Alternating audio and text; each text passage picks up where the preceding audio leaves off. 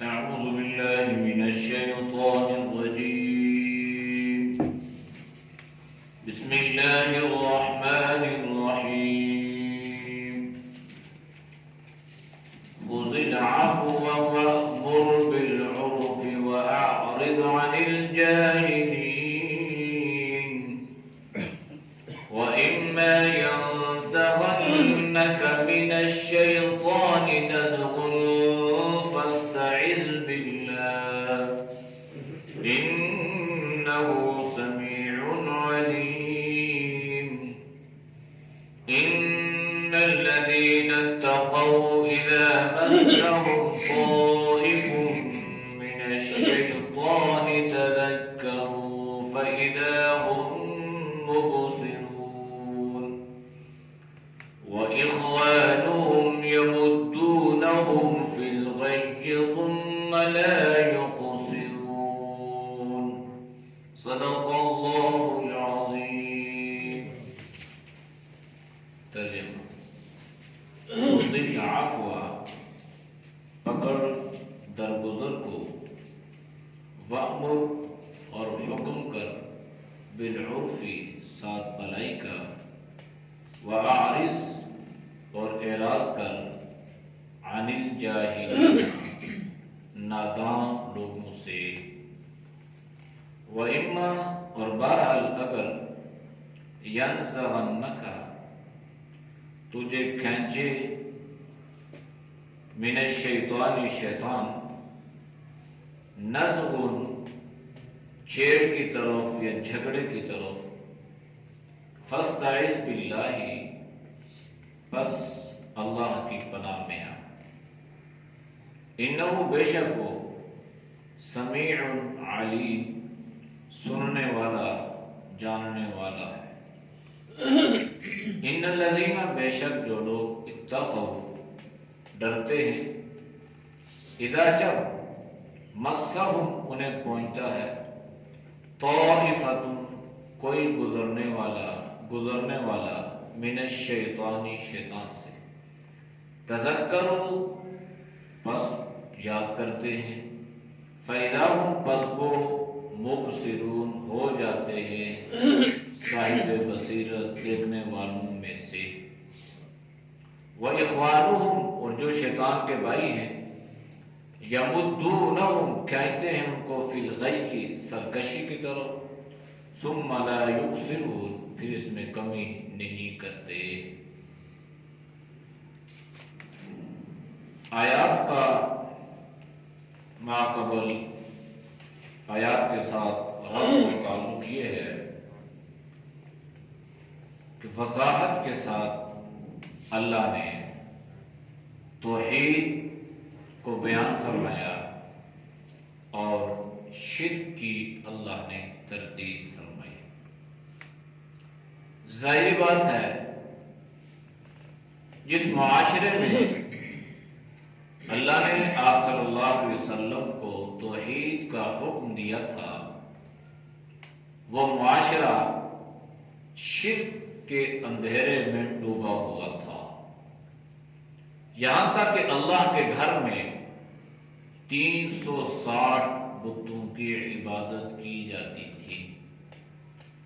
تو اس معاشرے میں توحید کو بیان کرنا اور شرک کی نفی کرنا، یہ اپنی جان کو اپنی ہتھیلی پر رکھنے کے مطابق تھا، اور بالکل وہی ہوا جب آپ صلی اللہ علیہ وسلم نے لوگوں کو دلائل کے ساتھ، براہین کے ساتھ سمجھانے کی کوشش کی کہ دیکھو ایک اللہ ہے، اس اللہ کی عبادت کرو، اس کی بندگی کرو، اس کی عبادت میں غیر کو شریک نہ کرو، غیر اللہ کو اللہ کا ہم نوا مت بناؤ۔ تو ان لوگوں نے آپ صلی اللہ علیہ وسلم پر زبانوں کے تیر، آنکھ کے تیر، جہاں جس کو جو موقع ملا اس نے اس موقع سے فائدہ اٹھایا۔ اب ایک فطرتی عمل ہے کہ ہر ایکشن کا ایک ری ایکشن لازمی ہوتا ہے، ہر عمل کا ایک رد عمل ہوتا ہے۔ تو اگر کوئی آدمی کسی کو پتھر مار رہا ہے تو جواب میں پتھر مارے جاتے ہیں۔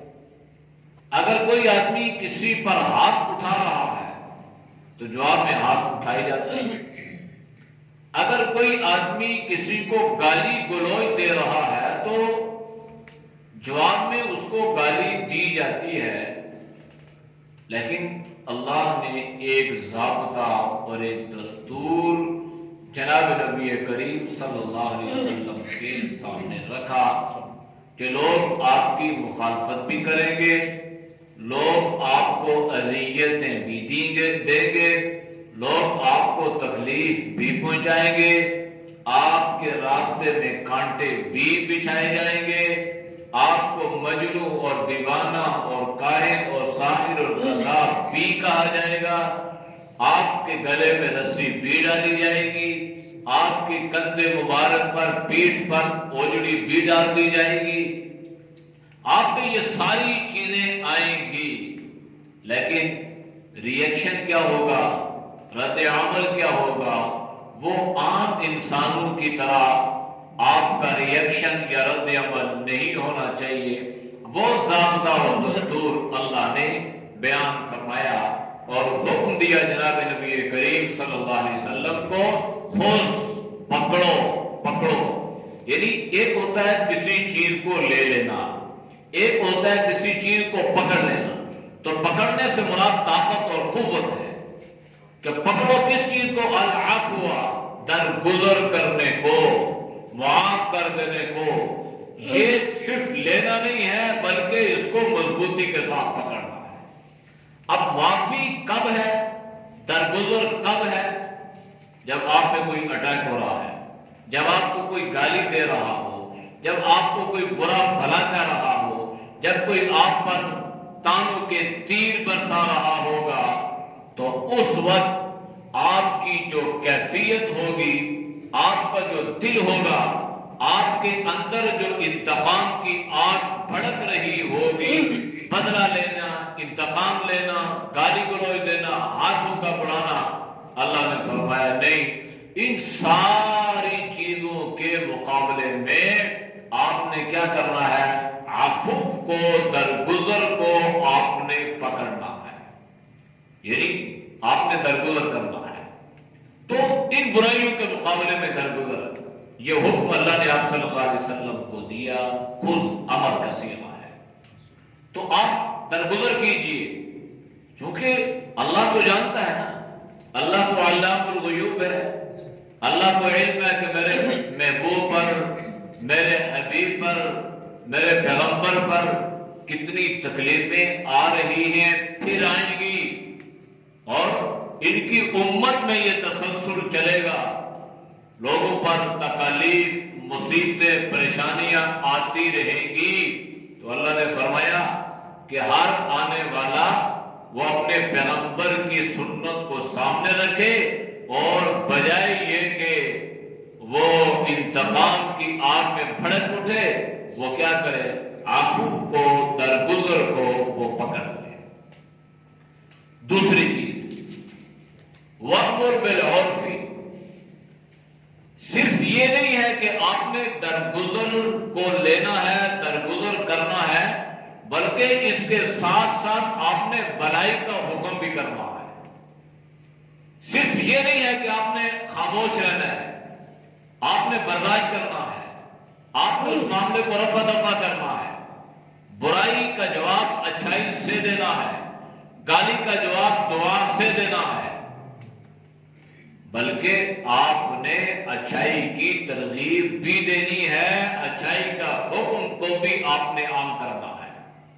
گالی دینے والے کو آپ نے روکنا ہے، بھائی گالی دینا گناہ ہے، اللہ ناراض ہوتے ہیں۔ آپ نے کسی کے ہاتھ کو روکنا ہے، اس کو بڑھنے سے یا اس کو اٹھ جانے سے، کہ بھائی تم قتل کی طرف بڑھ رہے ہو، گناہ کی طرف بڑھ رہے ہو، اپنے آپ پہ قابو پاؤ، اور تم جناب نبی کریم صلی اللہ علیہ وسلم کی سنت کو پامال مت کرو۔ یہ دو چیزیں اتنی اہم ہیں کہ اگر آج کا امتی اس بھولے ہوئے سبق کو یاد کر لیتا ہے تو ہمارا معاشرہ، ہمارا گھرانہ، ہماری برادری، ہمارا کنبہ قبیلہ ایک مثالی بن سکتا ہے۔ لیکن یہاں یہ معاملہ نہیں ہے۔ یہاں اگر کوئی پاؤ ہے تو جواب سیر میں، یہاں اگر کوئی سوئی ہے تو جواب پھال میں، یہاں ایک کا بدلہ 10 تک جب انسان نہ دے تو اسے سکون اور اطمینان نہیں نصیب ہوتا۔ تو اگر ہر آدمی وہ برداشت کو، تحمل کو، بردباری کو سمجھ لے اور یہ سبق اس کی سمجھ میں آ جائے کہ اسلام ہمیں اس بات کی تعلیم دے رہا ہے کہ تم درگزر کرو، اور درگزر ان باتوں میں ہے جو انسان کے لیے ناقابل برداشت ہوں، ان میں درگزر ہے۔ تو ناقابل برداشت باتوں سے اگر انسان درگزر کر لے تو فتنے اپنے آپ آ جائیں گے۔ جو گھروں میں فساد اٹھتا ہے، جو اونچ نیچ ہوتی ہے، جو گھرانے تباہ ہوتے ہیں، جو معاشرے میں طلاقوں کی شرح خطرناک حد تک بڑھتی جا رہی ہے، وہ اپنے آپ اٹھ جائے گی۔ تو اس لیے اللہ نے آپ صلی اللہ علیہ وسلم کو بنیادی طور پر خذ العفو، عفو، درگزر کرنا آپ نے یہ تعلیم دی۔ نبی کریم صلی اللہ علیہ وسلم نے اس پر عملی طور پر آپ نے یہ ثابت کیا کہ کس طرح انسان درگزر کرتا ہے، کس طرح۔ بہت ساری آپ صلی اللہ علیہ وسلم کی زندگی کے واقعات اس پر موجود ہیں، لیکن ایک بہت اہم واقعہ جو تقریباً کئی جگہوں پہ بیان بھی ہوتا ہے، سنا بھی آتا ہے، وہ ہے فتح مکہ۔ تو اللہ نے آپ صلی اللہ علیہ وسلم کو کافروں پر، مشرکین پر ایک گرفت عطا کر دی۔ آپ کو اللہ نے طاقت عطا کر دی، اللہ نے آپ کو ایک قوت عطا کر دی۔ تو آپ اگر ان سے انتقام لیتے تو آپ لے سکتے تھے، آپ اگر طاقت کا استعمال کرتے تو آپ کر سکتے تھے، آپ اگر ان کو گرفتار کرتے تو آپ کر سکتے تھے، اس لیے کہ آپ نے مکہ کو فتح کیا۔ اور اصول اور ضابطہ یہ ہے کہ جو علاقہ فتح ہو جائے، فاتح کو اس بات کی حیثیت اور اہمیت حاصل ہوتی ہے کہ وہ جس طرح چاہے وہاں کے لوگوں سے سلوک کرے۔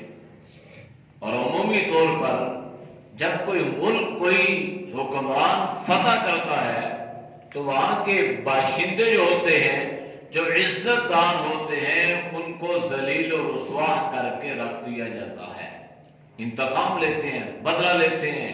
وہ جو ان کے ساتھ لڑا، مزاحمت کی، لیکن نبی کریم صلی اللہ علیہ وسلم نے نہ صرف ان سے درگزر فرمایا، نہ صرف ان کو معاف فرمایا، بلکہ آپ نے ارشاد فرمایا کہ آج میرا سلوک، میرا رویہ، میرا معاملہ تمہارے ساتھ اسی طرح کا ہوگا جس طرح میرے بھائی یوسف کا اپنے بھائیوں کے ساتھ تھا۔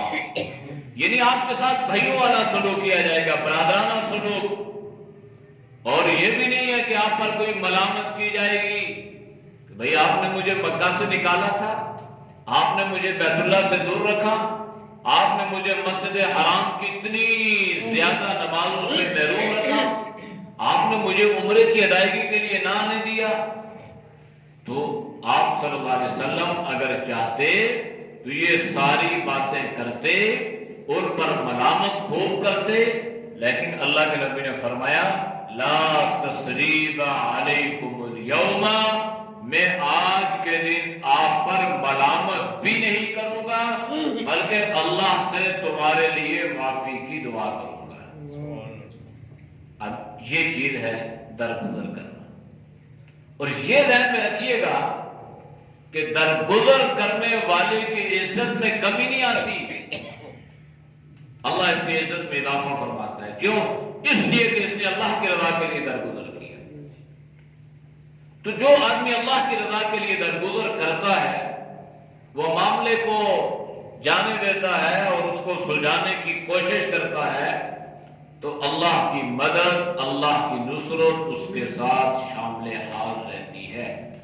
اور اگر کوئی آدمی انتقام اور بدلے پہ اتر آتا ہے اور وہ چاہتا ہے کہ میں بدلہ دوں، انتقام لوں، زبان کا استعمال کرتا ہے، آنکھوں کا استعمال کرتا ہے، غیبتیں کرتا ہے، بہتان اور تانے اور گالی گلوچ منہ پہ یا پیٹھ پیچھے، تو ذہن میں رکھیے گا وہ اللہ کی نصرت سے، اللہ کی مدد سے محروم ہو جاتا ہے۔ اللہ کے نبی نے فرمایا کہ جب معاملہ اللہ پہ چھوڑ دیا، معاف کر دیا یا درگزر کر دیا اور زبان سے کوئی بھی ایسے الفاظ نہ منہ پہ نہ پیٹھ پیچھے اس کے لیے کہیں جو فتنے کا سبب اور ذریعہ بنتے ہو، اس آدمی کے ساتھ اللہ کی مدد شامل حال رہتی ہے۔ تو جس کے ساتھ اللہ کی مدد ہوگی وہ کبھی ذلیل نہیں ہو سکتا، وہ کبھی رسوا نہیں ہو سکتا، وہ ہمیشہ دنیا میں بھی انشاءاللہ عزت پائے گا، آخرت میں بھی عزت پائے گا۔ اور دوسری چیز جو اللہ نے حکم دیا، وَأْمُرْ بِالْعُرْفِ، اچھائی کا حکم کرنا ہے، بھلائی کا حکم کرنا ہے۔ اگر ہر آدمی، ہر مسلمان اپنے گھر میں، اپنے محلے میں، اپنے معاشرے میں، اپنی برادری میں، اپنے دوست اور احباب میں اس سبب کو پھیلانے کی کوشش کرے گا تو چونکہ پیچھے جو باتیں چلی تھی نا وہ توحید کا اسباب کا، شرک کی نفی تھی، تو جب وَأْمُرْ بِالْعُرْفِ آئے گا، اچھائی کی تعلیم آئے گی تو شرک ختم ہوگا، توحید آئے گی۔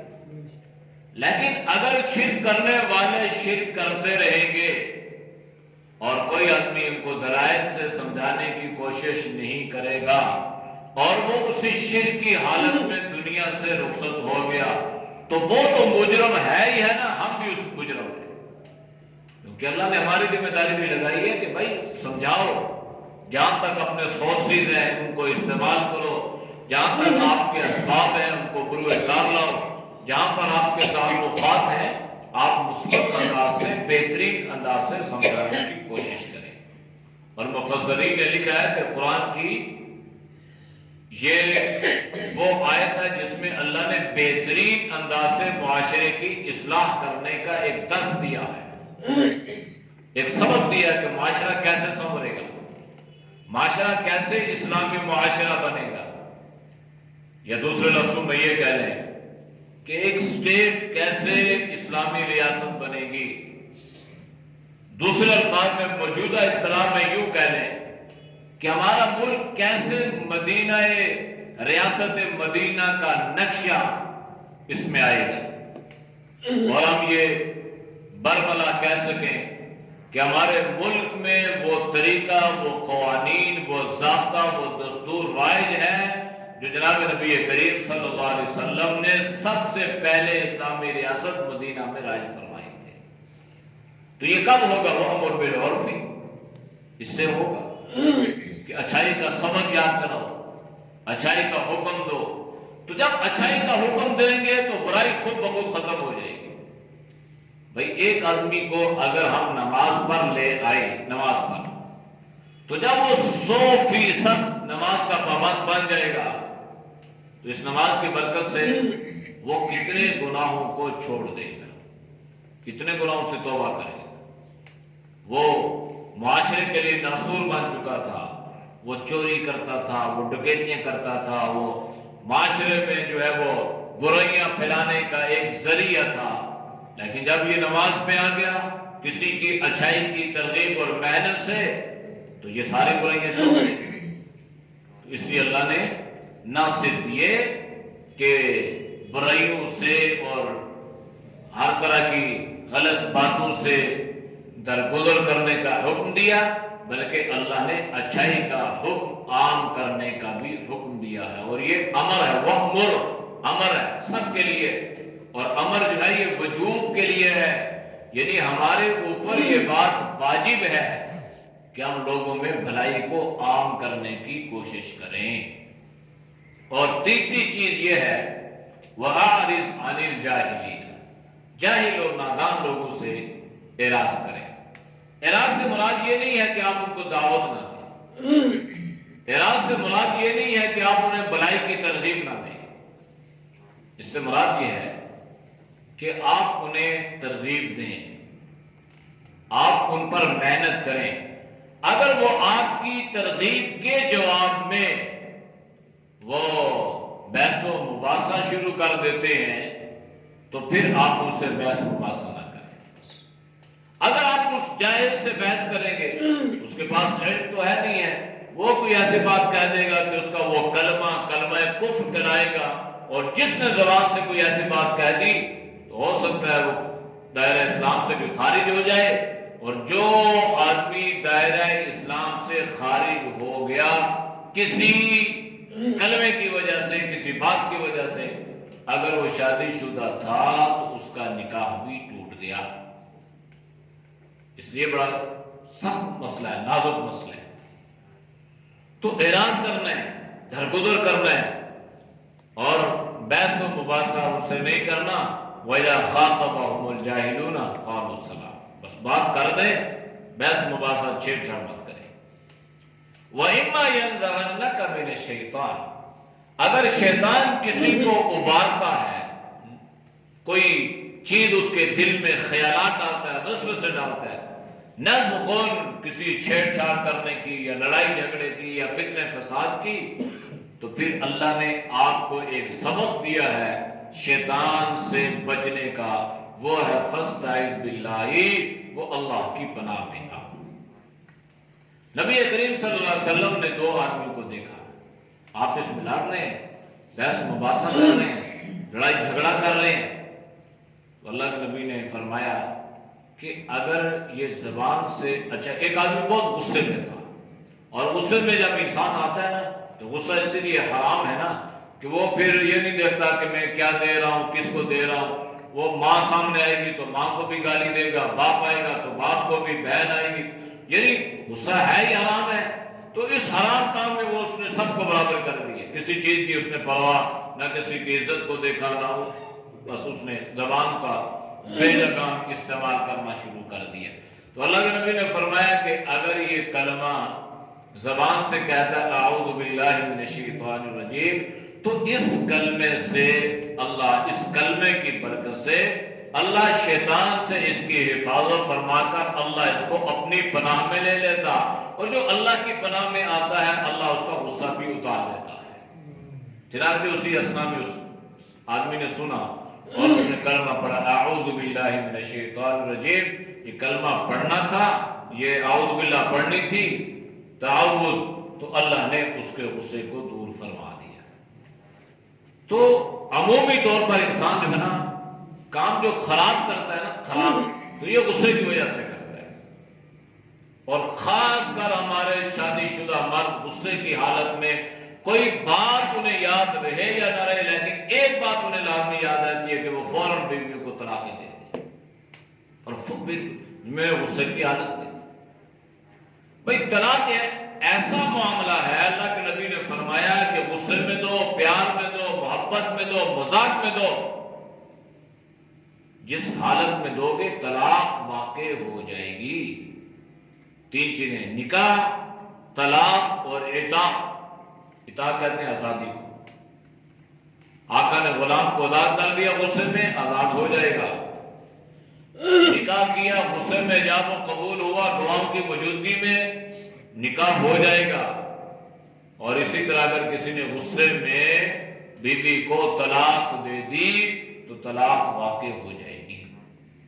اس لیے یہ شیطان جو ہے نا، یہ انسان کو گناہ پہ ابارتا ہے، وہ خیالات ڈالتا ہے، زبان سے انسان خود کہتا ہے، شیطان کہتا نہیں ہے، شیطان اس کو اس بات پہ لے کر آتا ہے کہ یہ زبان سے کہے۔ دو باتوں پر شیطان کو بڑی خوشی ہوتی ہے، اللہ کے نبی نے فرمایا۔ ایک، جب کسی کو علم کے راستے سے روکتا ہے نا، تو روکنے والے جو ہوتا ہے نا، اس کو شیطان جو ہے نا وہ تھپکی دیتا ہے، اس کو شاباش دیتا ہے۔ اور دوسرا، وہ جو دو خاندانوں کو آپس میں توڑوا کے رکھ دیتا ہے، ناچاکی کرواتا ہے، ان میں لڑائی جھگڑا کرواتا ہے، اس عمل کرنے والے شیطان کو بھی، جو شیطان ہے ابلیس، یہ اس کو تھپکی دیتا ہے اور شاباش دیتا ہے اور کہتا ہے تو نے آج بڑا کام کیا ہے۔ تو اس لیے یہ بہت نازک معاملات ہے۔ اللہ کے نبی نے فرمایا کہ شیطان جو ہے نا، یہ شیطان، یہ جو دل و دماغ میں غلط خیالات ہیں یہ شیطان کی طرف سے ہے، اور اچھے جو خیالات ہیں یہ فرشتوں کی طرف سے ہیں، اللہ کی طرف سے ہیں۔ اس لیے فرمایا علماء نے کہ اگر غلط خیالات دل میں آنا شروع ہو جائیں تو یہ سمجھو کہ یہ شیطان کی طرف سے ہے، یہ ہمارا دشمن ہے، یہ ہمیں راستے سے ہٹانا چاہتا ہے، یہ ہمیں اس ٹریک سے دور کرنا چاہتا ہے، یہ جناب نبی کریم صلی اللہ علیہ وسلم کے دین سے، آپ کی شریعت سے، آپ کی اتباع سے ہمیں ہٹانا چاہتا ہے۔ کبھی آتا ہے تم بڑے بزدل ہو، تمہیں تو اس نے گالی دی اور تم یوں بزدل بن کے بیٹھ گئے ہو، اور کبھی جناب اس کے ساتھ کس طرح سے پیش آتا ہے اور کبھی کیسے۔ تو یہ سارے خیالات ایسے جو خلاف شریعت کاموں پر انسان کو ابارے وہ سمجھو یہ شیطان کی طرف سے ہے۔ لا حول ولا قوت اعوذ باللہ من الشیطان الرجیم، اس کا بہترین علاج ہے۔ اور اگر اچھا خیال آیا، کوئی کام کرنے کا داعیہ دل میں اللہ نے پیدا کر دیا، تو پھر جو ہے یہ سمجھو یہ اللہ کی طرف سے ہے، اس پہ اللہ کا شکر ادا کرو۔ اور اس لیے علماء نے لکھا ہے کہ جب کسی مسلمان کے دل میں کوئی نیک کام کرنے کا جذبہ پیدا ہو جائے کہ میں نے یہ کرنا ہے، تو فوراً اس کو کرنے کی کوشش کرو، مبارکہ یہ کہ تمہارے راستے میں شیطان حائل ہو جائے اور تمہیں اس بہت بڑے اجر و ثواب سے محروم کر کے رکھ دے۔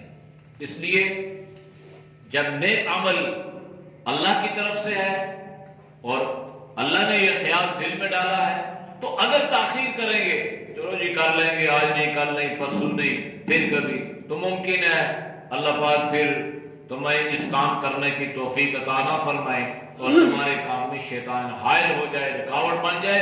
اس لیے فوراً اس کو کرنے کی کوشش کرو، اس لیے کہ انہ سمیع علیم، اللہ تمہاری باتوں کو سنتا بھی ہے اور اللہ تمہارے معاملات کو جانتا بھی ہے۔ ان الذین اتقوا، بے شک جو لوگ متقی ہیں، پرہیزگار ہیں، اللہ سے ڈرتے ہیں، اذا مسہم، جب انہیں پہنچتی ہے، طائفہ، کوئی گزرنے والا، طواف گزرنا، اور طائفہ جماعت کو بھی کہتے ہیں، وہ بھی گزرتی ہے، من الشیطان، شیطان کی طرف سے، یعنی انسان کے دل و دماغ میں، متقی آدمی کے دل میں، چونکہ خیالات سے مبرہ وہ بھی نہیں ہے، خیالات جو ہے نا، یہ شیطانی خیال یہ کسی کو بھی آ سکتا ہے، چاہے وہ نیک ہے چاہے وہ بد ہے، لیکن جو اللہ سے ڈرنے والا ہے، متقی پرہیزگار ہے نا، جب اس کو فوراً کوئی گندا خیال آئے گا، شیطان نے اس کے کوئی دل و دماغ میں کوئی خیال ڈالا نا، تو تذکروا، وہ فوراً غور کرتا ہے، دھیان کرتا ہے، فَإِذَا هُمْ مُبْصِرُونَ، یہاں تک کہ اللہ اس کو صاحب بصیرت بنا دیتا ہے۔ کیا مطلب؟ یعنی جو متقی پرہیزگار لوگ ہیں نا، اگر ان کے دل میں کوئی گندا خیال بھی آئے گا تو فوراً اللہ اس کی حفاظت فرمائیں گے، اور اس کام کے نتیجے سے اللہ فوراً آگاہ فرما دیں گے کہ دیکھو اگر ابھی تم نے یہ کام کیا نا تو اس کام کا نتیجہ یہ نکلے گا کہ تم ذلیل و رسوا ہو جاؤ گے، لہذا اللہ ان کو صاحب بصیرت بنا کر اللہ اس گندے کام سے، گندے خیال سے اللہ ان کی حفاظت فرما دیتا ہے۔ جیسے معلوم یہ ہوا کہ تقویٰ بھی بہت بڑی دولت ہے۔ وَإِخْوَانُهُمْ، اور جو شیطان کے بھائی ہیں نا، یمدونہم، وہ ان کو کھینچتے ہیں، فی الغی، بغاوت کی طرف، نافرمانی کی طرف، سرکشی کی طرف۔ تو معلوم یہ ہوا کہ یہ شیطانی چیلے جو ہے نا، شیطان اور اس کے چیلے جو ہے نا، تو یہ انسان کو برائی کی طرف، سرکشی کی طرف اور اللہ کے ساتھ بغاوت کی طرف، رسول اللہ صلی اللہ علیہ وسلم کی نافرمانی کی طرف کھینچتے ہیں، اور اس انداز سے کھینچتے ہیں کہ لا یکسرون، پھر اس میں کمی نہیں کرتے۔ قصر کہتے ہیں کم کرنے کو، اس لیے نماز قصر، کم کرنا۔ تو یکسرون یعنی یہ اس پر جتنی محنت کرتے ہیں اس بغاوت اور سرکشی کی طرف کہ وہ بغاوت اور سرکشی کر گزرتے ہیں اور وہ اس کرنے میں ذرا بھی کمی نہیں کرتے۔ أعوذ بالله من الشيطان الرجيم. بسم الله الرحمن الرحيم. خذ العفو وأمر بالعرف وأعرض عن الجاهلين وإما ينزغنك من الشيطان نزغ فاستعذ بالله إنه سميع عليم. إن الذين اتقوا إذا مسهم طائف من الشيطان تذكروا فإذا هم مبصرون وإخوانهم يمدونهم في الغي ثم لا يقصرون. صدق الله. الحمد لله رب العالمين والعاقبة للمتقين والصلاة والسلام على خير خلقه محمد وعلى آله وصحبه أجمعين. یا اللہ ہم سب کے صغیرہ کبیرہ گناہوں کو معاف فرما، گناہوں سے حفاظت فرما، نیک اعمال کی توفیق نصیب فرما.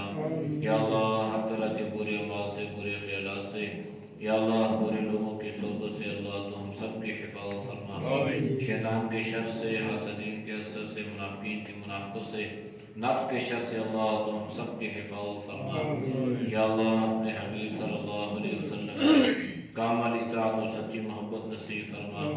یا اللہ عزت کے راستے عطا فرما، ذلت ذلاتوں سے، گھبریوں سے اللہ تو پوری امت کے حفاظت فرما. یا اللہ جتنے دوست و بزرگ تیرے رضا کے لیے درس قرآن سنتے ہیں اللہ ان کے سننے کو قبول فرما. یا اللہ تو سب کی جان مال ایمان علم و عمل میں اللہ خوب برکت عطا فرما. صلی اللہ تعالی علی خیر خلق محمد وعلی آلہ وصحبہ اجمعین برحمتک یا ارحم الراحمین.